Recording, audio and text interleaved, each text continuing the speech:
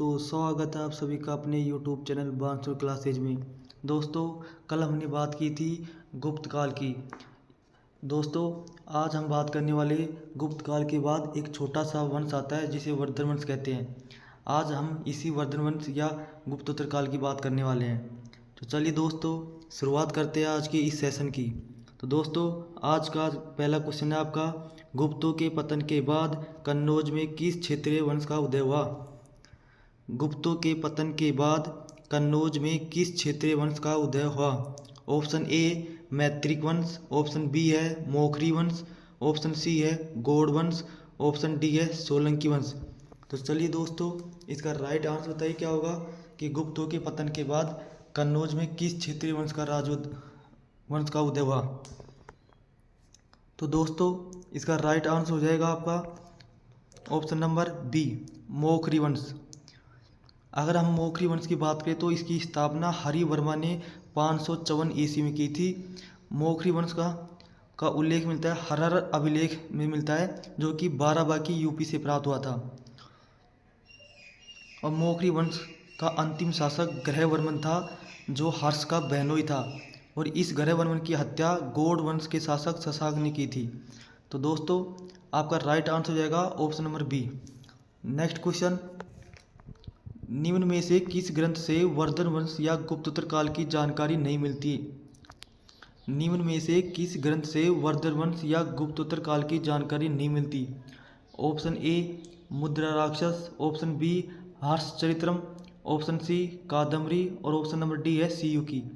तो चलिए दोस्तों, इसका राइट आंसर बताइए क्या होगा कि किस ग्रंथ से वर्धन वंश या गुप्तोत्तर काल की जानकारी नहीं मिलती? तो दोस्तों, इसका राइट आंसर हो जाएगा ऑप्शन नंबर ए मुद्रा राक्षस, जो कि मौर्यों से संबंधित है, जिसकी रचना विशाखदत्त ने की थी। हर्षचरित्रम और कादम्बरी की रचना बाणभट्ट के द्वारा की गई थी, और सीयूकी ये हिंसांग का ग्रंथ है। तो अपना राइट आंसर हो जाएगा ऑप्शन नंबर ए मुद्रा राक्षस। नेक्स्ट क्वेश्चन, ऐहोल अभिलेख के रचयिता हैं। ऐहोल अभिलेख के रचयिता हैं option A Harshavardhan, option B Naravardhan, option C Prabhakar Vardhan, option D Ravi Kirti. तो चलिए दोस्तों, इसका राइट आंसर बताइए क्या होगा कि ऐहोल अभिलेख के रचयिता हैं। तो दोस्तों, इसका राइट आंसर हो जाएगा ऑप्शन नंबर डी रवि कीर्ति।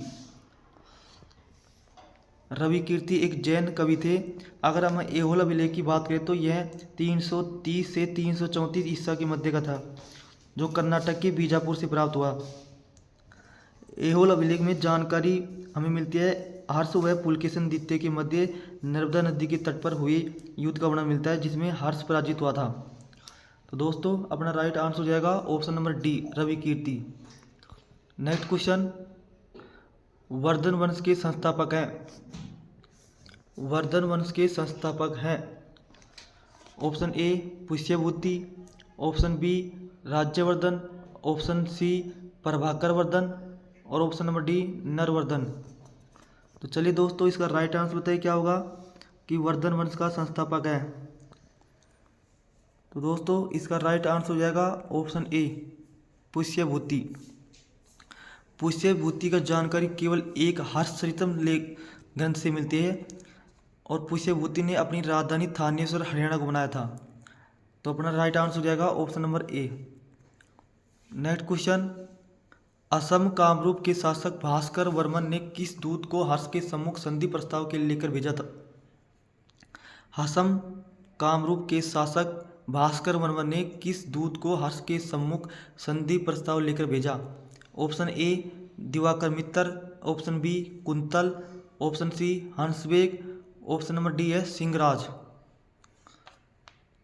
चलिए दोस्तों, इसका राइट आंसर बताइए क्या होगा। तो इसका राइट आंसर हो जाएगा ऑप्शन नंबर सी हंसवेग को भास्कर वर्मन ने हर्ष के सम्मुख संधि प्रस्ताव लेकर भेजा था। नेक्स्ट क्वेश्चन, हर्षवर्धन ने प्रयाग महामोक्ष परिषद का आयोजन शासनकाल के किस वर्ष किया?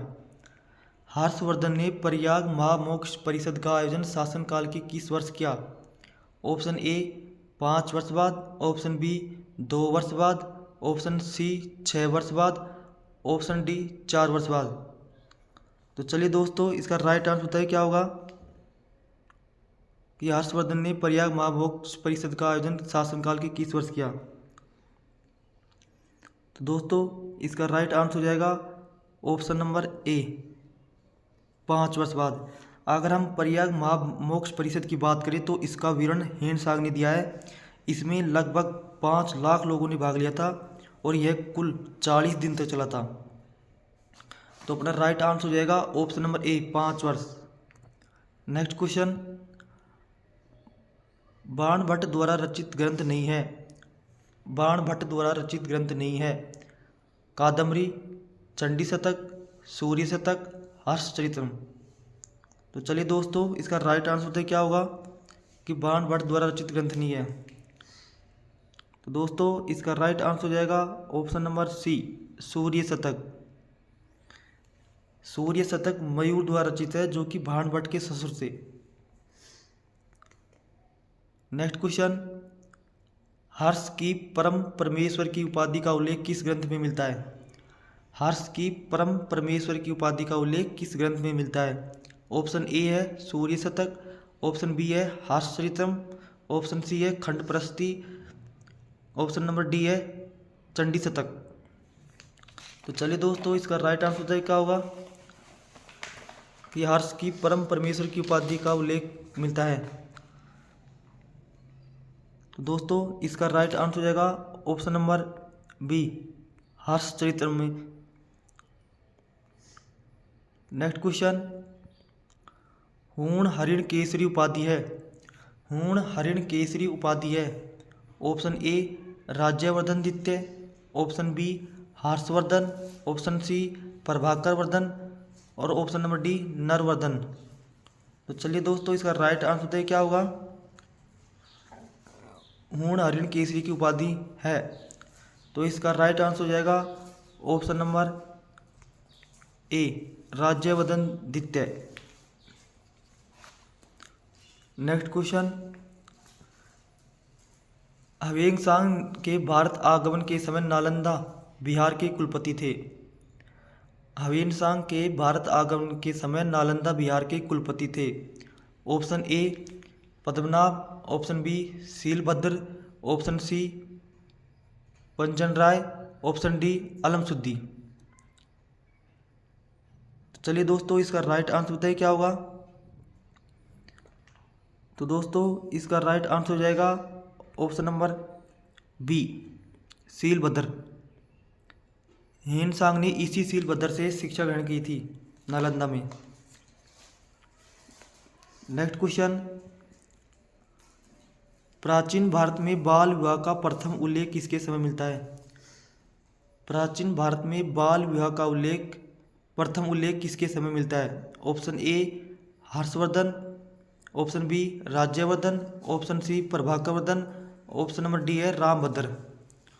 तो चलिए दोस्तों, इसका राइट आंसर बताइए क्या होगा। दोस्तों, इसका राइट आंसर हो जाएगा ऑप्शन नंबर ए प्राचीन भारत में बाल विवाह का प्रथम उल्लेख हर्षवर्धन के समय मिलता है। नेक्स्ट क्वेश्चन, हर्षवर्धन की अभिलेखों में उल्लेखित प्रथम शासक है। Option A Rajyavardhan, option B Adityavardhan, option number C Naravardhan, option number D Pushyabhuti. तो चलिए दोस्तों, इसका राइट आंसर क्या होगा बताइए कि हर्ष के अभिलेखों में ये की है सब दोस्तों। तो बताइए दोस्तों, हर्ष के अभिलेखों में उल्लेखित प्रथम शासक है। तो इसका राइट आंसर हो जाएगा option number C Naravardhan. Next question, किस ग्रंथ में हर्ष को वैश्य बताया गया है। किस ग्रंथ में हर्ष को वैश्य बताया गया है।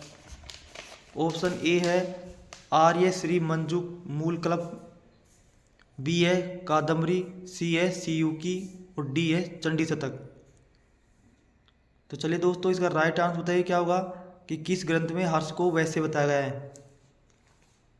तो दोस्तों, इसका राइट आंसर हो जाएगा ऑप्शन नंबर ए आर्य श्री मंजू मूल कल्प में हर्ष को वैश्य बताया गया है। नेक्स्ट क्वेश्चन, निम्न में से हर्ष द्वारा रचित नाटक नहीं है। निम्न में से हर्ष द्वारा रचित नाटक नहीं है। Option A Nagananda, option B Ratnavali, option C Priyadarshika, option D खंड प्रस्ती।